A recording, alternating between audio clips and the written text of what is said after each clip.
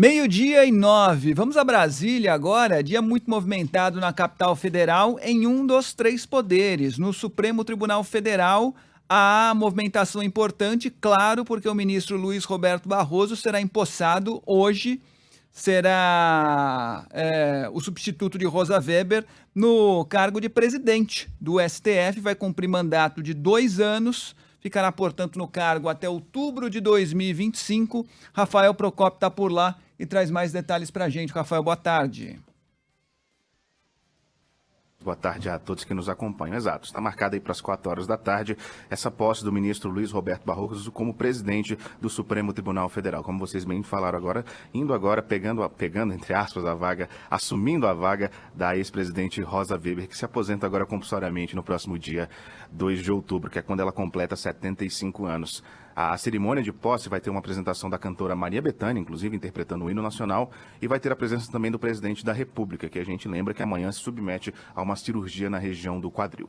Bom, com a presidência agora, Barroso deve herdar um acervo de quase 5.000 processos, isso segundo a área de transparência do tribunal. E no gabinete do próprio ministro, atualmente, são 910 processos. Ele é o relator de alguns casos, só para a gente ter o contexto, como a ação que trata da proteção de povos indígenas contra a invasão de terras, a ação que discute o índice de correção do FGTS, a que questiona o peso da enfermagem e, por fim, a que questiona despejos e desocupações, de pessoas durante a pandemia da Covid-19. Além do STF, também como é de praxe, Barroso também passa a presidir o Conselho Nacional de Justiça, o CNJ. Luiz Roberto Barroso, outro contexto, ele chegou ao Supremo Tribunal Federal há 10 anos atrás, em 2013, após indicação da ex-presidente da República, Dilma Rousseff. E ele chegou justamente na vaga do ministro Aires Brito. E como você bem disse, Fábio, ele assume a presidência até outubro de 2025, 2 anos aí no cargo, e vai ficar no STF até 2033, quando completará 75 anos. Ou seja, hoje aí teremos mais um ministro, mais uma presidência, uma nova presidência na Suprema Corte Brasileira.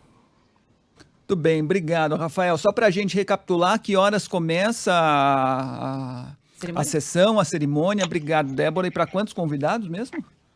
Os convidados eu vou ficar te devendo nesse momento, Fábio, mas já a gente corre atrás, mas vai ser ali por volta de 4 horas da tarde. Eu sei que 1.000 convidados. Eu sei que o Rafael Procópio está entre os convidados, ele está na lista VIP e vai ficar no camarote. Sabe quando entra? Eu tô sabendo disso agora também, então. Vai receber a pulseirinha, então corre lá que você vai receber a pulseirinha para acompanhar. Então, você falou então, Débora, tu falou, tá falado, vou lá. Valeu, Rafael. Obrigada. Abraço, pessoal. Bom trabalho aí para você, mas é isso, são cerca de 1.000 convidados aproximadamente, né? Tem essa listinha aí dos que vão participar, entre eles o presidente Lula. E o Procópio falava agora há pouco sobre a carreira, né? Deu uma prévia da carreira do ministro Luiz Roberto Barroso.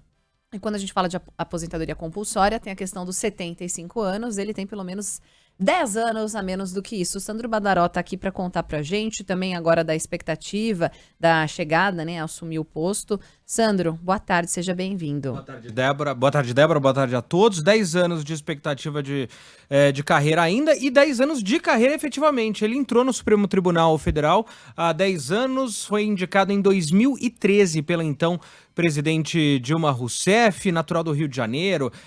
Atualmente ainda é professor da Universidade Estadual do Rio de Janeiro, foi procurador, escreveu livros e é pós-doutor pela Universidade de Harvard. E aí, para a gente tratar um pouquinho, né, dos temas que ele já discutiu no Supremo Tribunal Federal, ele sempre teve discursos públicos de defesa do Supremo e está assumindo justamente no momento de um embate entre o Judiciário e o Legislativo, reforçando. A gente teve ontem mesmo, o Supremo negou a tese do marco temporal para a demarcação de terras indígenas, o Senado foi lá e aprovou uma lei que, na prática, se sancionada pelo presidente, se não for questionada na Justiça, derruba a decisão da Corte. Não é nada novo, a gente já viu muitas vezes o Supremo entrar em rota de colisão com o Congresso, com o Palácio do Planalto, e não estou dizendo quem é culpado pelo quê. A rota de colisão, cada um parte da onde quiser.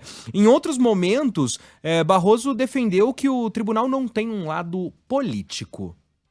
Só não existe tensão entre o poder político majoritário e as Supremas Cortes onde não haja democracia ou onde as Supremas Cortes tenham sido capturadas. O Supremo é a favor da Constituição e das leis. Nós não temos lado político, o nosso lado é o lado da democracia e do lado das instituições. A outra lenda que precisa ser desfeita é que o Supremo Tribunal Federal é ativista.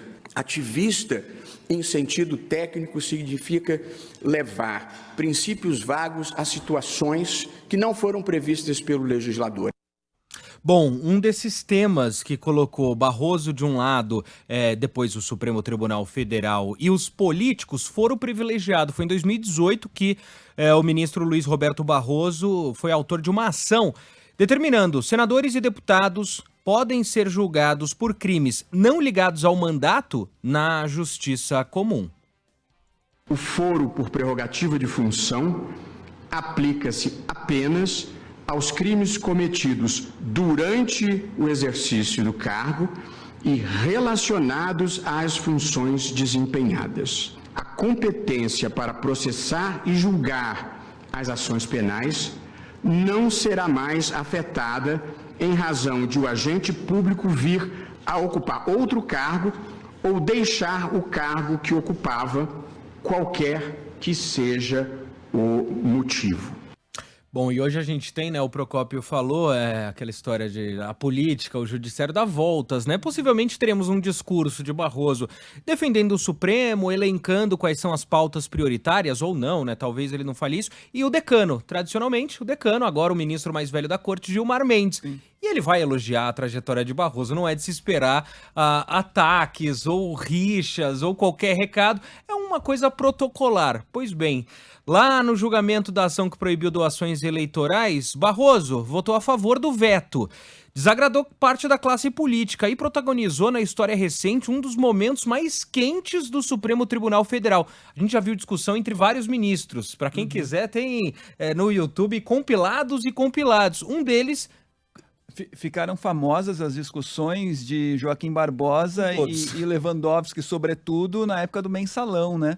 Acho que foi quando começou essa espetacularização das sessões do STF. Exatamente. Né? Barroso discutiu com Joaquim Barbosa na época, mas também discutiu com o próprio Gilmar Mendes, estarão discursando hoje. Foi uma fala, mais uma, que foi dura entre os dois e hoje virou meme. Você é uma pessoa horrível, uma mistura do mal com atraso e pitadas de psicopatia. Isso não tem nada a ver com o que está sendo julgado, cheio de ofensas, grosserias. Vossa Excelência não consegue articular um argumento, fica procurando, já ofendeu a presidente, já ofendeu o ministro Fux, agora chegou a mim. A vida para Vossa Excelência é ofender as pessoas, não tem nenhuma ideia. É bilis, ódio, mau sentimento. Vossa Excelência nos envergonha. Vossa Excelência é uma desonra para o tribunal. Uma desonra para todos nós. Eu estou com a palavra e continuo. Presidente, eu vou recomendar ao ministro Barroso que feche o seu escritório. Feche o seu escritório de advocacia. Bom, depois fizeram as pazes, tá tudo bem, como eu disse, pitadas de psicopatia. E aí, como o Fábio falou, né? Já tivemos vários embates e depois eles passam. Barroso atuou também na pandemia da Covid-19, autorizando a abertura da CPI da Covid-19. Teve embates com o então presidente Jair Bolsonaro e a grande questão agora é qual será ou quais serão as pautas. Cada ministro costuma ter um tipo de pauta específica. Alguns vão mais para o lado econômico, outros para pautas, digamos, sociais. Barroso já se envolveu muito com pautas, por exemplo, em relação ao aborto. Ele já defendeu a descriminalização da posse de maconha, por exemplo. É um tema que está em discussão no Supremo Tribunal Federal. É esperado que ele paute este tema que teve pedido de vista recente. Vice-presidente do Supremo Tribunal Federal será o ministro Edson Fachin, de 65 anos. Muito bem, obrigado, Valeu. Sandro. Um histórico aí da carreira de Luiz Roberto Barroso. Hoje, claro, a Band News FM acompanha a posse do novo presidente do STF. Ao longo da programação a gente traz mais detalhes. Aqui no meio do dia, claro, a gente volta a falar a respeito desse assunto importante hoje em Brasília, com a nossa reportagem na Capital Federal. Hoje tem a participação do Fernando Schiller, também vai falar a respeito desse assunto, então a gente volta ao tema.